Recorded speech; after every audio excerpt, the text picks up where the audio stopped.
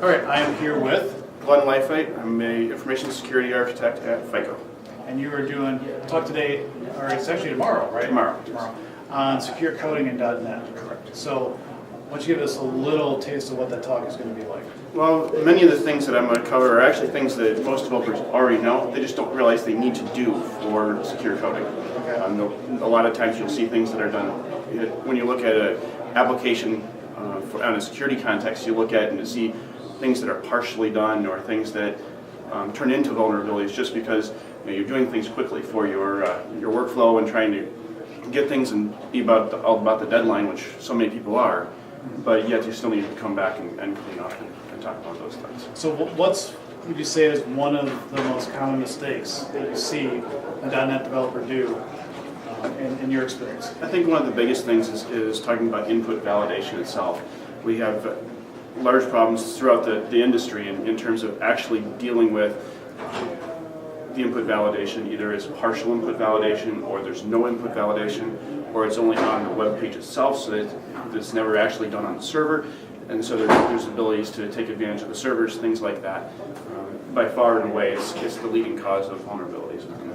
So now in .NET 4.0, the whole security model and infrastructure changed because it used to be code access security, and now it's something different. And I actually haven't spent a lot of time on it, although the only thing I've heard is it's much cleaner, it's much better. So what specifically have they done in 4.0 in that area? To be honest, I haven't dug that deeply into that area either. Okay. I think most of what I concentrate on are specifically abilities to take advantage of vulnerabilities from, for instance, web applications or things like that, where somebody from the outside world is trying to penetrate within.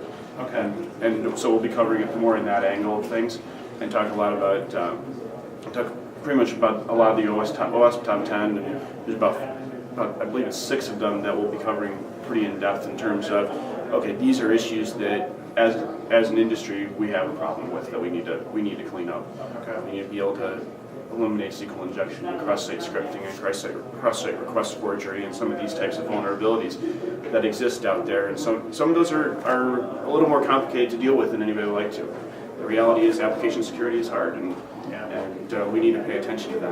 What kind of tools can you use as a .NET developer to make it easier? Tools that are automated that will hopefully catch some of the things that are somewhat common, so that the developer doesn't have to keep all those rules in their head all the time. Right. There's a couple ways to do it. If you're working in a company that has some bucks behind them, there's tools that you can purchase that really do a great job of that. For instance, so we have it integrated into our IDEs at FICO, so that we can just look at where the vulnerabilities sit and just look at them and go resolve them, and it never even gets down the chain. Okay. But then there's other times when you don't have the ability to do that, and there's some open source stuff that's out there that helps you little by little, so it'll cover one area of vulnerabilities or another area of vulnerabilities, but it won't necessarily be as in depth. But the best answer is education as a whole.